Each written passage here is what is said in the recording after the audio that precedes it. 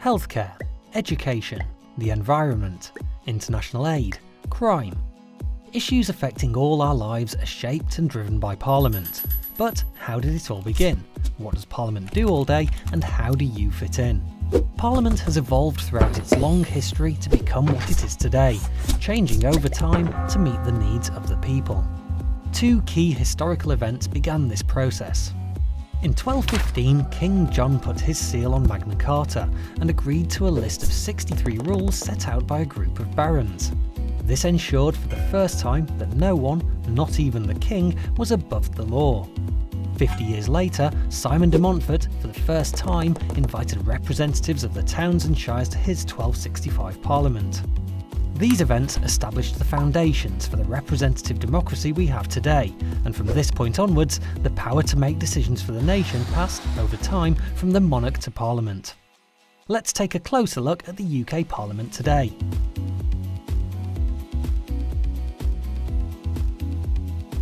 Parliament is made up of three parts: the House of Commons, the House of Lords and the monarch. The House of Commons is the elected chamber of Parliament. It debates big issues, proposes laws, amends existing ones and challenges the government's work. There are 650 members of Parliament, or MPs, who each represent a constituency in the UK. They belong to either a political party or are independent and are elected by constituents of the area they want to represent. The leader of the party that has the most MPs elected after a general election becomes the Prime Minister and heads up the government. They choose a cabinet made up of 20 senior ministers, who coordinate each government department's work. Parties not in power are called the opposition. MPs from the opposition and government question the government on policy and proposed laws. The Speaker keeps the House in order by chairing these debates. The House of Lords is the second chamber and shares the making and shaping of laws with the House of Commons. It has around 800 members and it's made up mostly of life peers, and also includes hereditary peers and bishops. Lords are selected for their knowledge and experience and hold government to account by using their expertise to look at laws and issues in detail. The monarch's role is mainly ceremonial. They meet the Prime Minister once a week to hear what's going on in Parliament and formally agree every new law. But that's not all. There are also people working behind the scenes who support the work of Parliament: clerks, librarians, researchers and many more. The government has been elected to run the country, and Parliament holds the government to account for us, the public. But how? Prime Minister's questions and ministerial questions give MPs and Lords the opportunity to challenge the government's policies. It's in these debates that they can share the views of their constituents and the public and how new policies may affect them. Another important way Parliament can scrutinise or look in detail at the work of government is through select committees. Select committees analyse and scrutinise policy. They're made up of either MPs, Lords or a mixture of both. Together, committee members look at a particular subject and make recommendations on improvements. Witnesses with expertise in the area under scrutiny are called to give evidence, which is used to help shape the committee's inquiry. Members of the public, like you, with a view on the subject can also give evidence for consideration. At the end of an inquiry, a committee writes a report with recommendations that the government usually responds to within 60 days.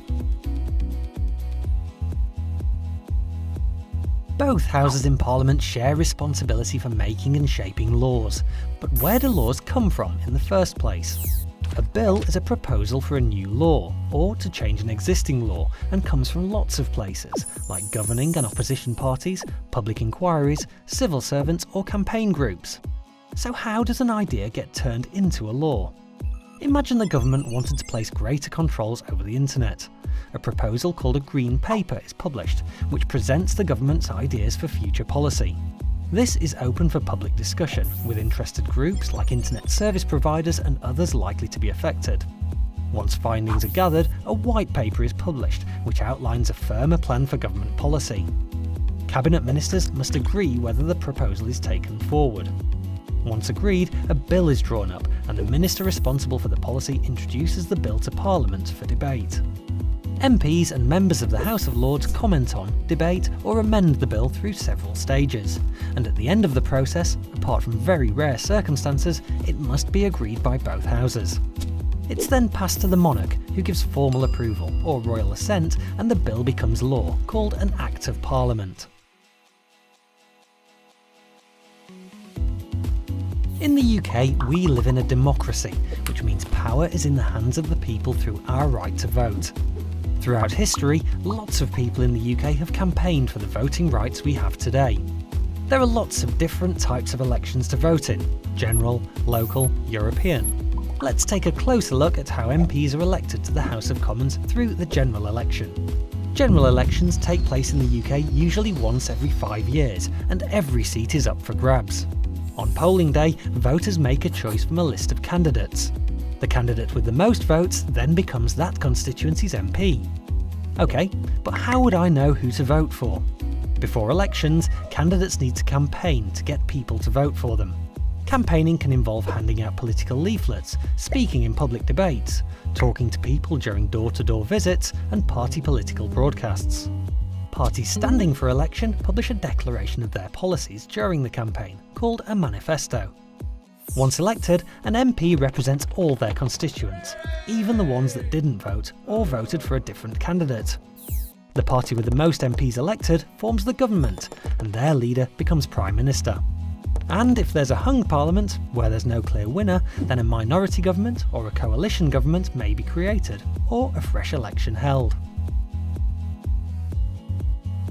One way to have a say in how the country is run is to use your vote. You have to be 18 or over to vote in general elections, but you can register from the age of 16. There are lots of other ways to get involved and have your voice heard, whatever your age. Remember, MPs represent all of their constituents. But how? You can visit an MP in their local constituency office, or you can even travel to the Houses of Parliament to lobby them in Central Lobby. Lords have knowledge and experience in specific subject areas. You can look them up by policy interest on the Parliament website. Anyone can contact any Lord or their local MP by letter, phone or email to discuss an issue that's important to them or their community. Sometimes though, there's strength in numbers, so to get your voice heard, you could join the youth section of a party or the UK Youth Parliament. If you're passionate about an issue, you could start a petition for a cause either on paper or online, or join an existing campaign, pressure or protest group to influence decision making. These groups use different methods to get their voices heard, from lobbying to peaceful protest, all designed to bring about change.